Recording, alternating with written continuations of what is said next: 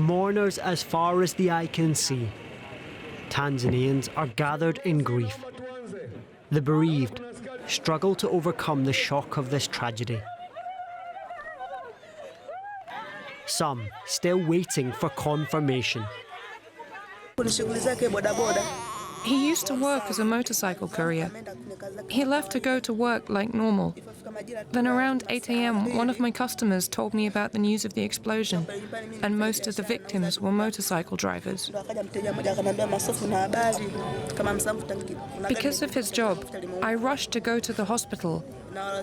Even now, I have no news about where my husband is, whether he is still alive or dead.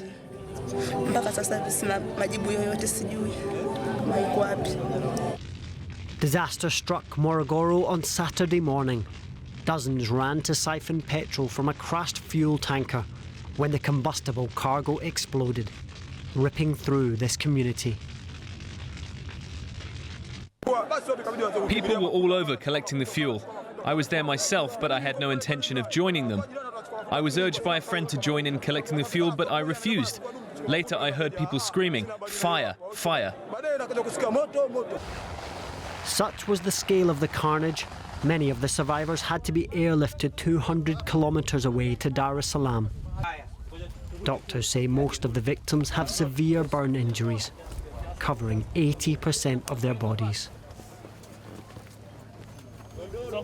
President John Magufuli visited some of them in hospital and begged his citizens to stop rushing to dangerous fuel spills in the future. Across Africa, deadly blasts like this one are all too common. Nevertheless, many here hope this tragedy may yet serve as a cautionary tale. Joining me now for more on this story is DW Africa's Harrison Mulima. Welcome to DW, Harrison. You're from Tanzania and you've been hearing a lot, from home. And just how are people reacting to this tragedy? Yeah, it was very hard to see, first of all, these pictures and videos circulating in social media, of the people who were burnt, lying on the ground. It was very, very hard to see those pictures. And there were quite some discussions in social media on why is this happening again, so many people dying within a very short time. Yeah, so it was tough. Yeah, tough as it may be, Harrison. I mean, it begs the question. It's been said that the death toll is as high as it is because people literally ran from their homes. They brought jerry cans to the site to siphon fuel. It begs the question, Harrison, is it a sign of desperation that people would risk their lives in such a way? I mean, some people in our report told us they were called to come to the scene and said, no, it's dangerous, but so many people did go. Is it desperation, Harrison? Why would so many people have gone there? One can talk about desperation because, this is an opportunity to get free fuel. Yeah, so for some people, seeing an overturned tank lying on the ground, then it's an opportunity to get free oil. Right. But again, the president of Tanzania also mentioned this when he was visiting the hospital, that some of the people he met at the hospital were not going there to steal oil or to steal fuel. Some of them were going there to rescue people. So there are some people who were desperately going to steal oil. Some people were going there to save people. Yeah.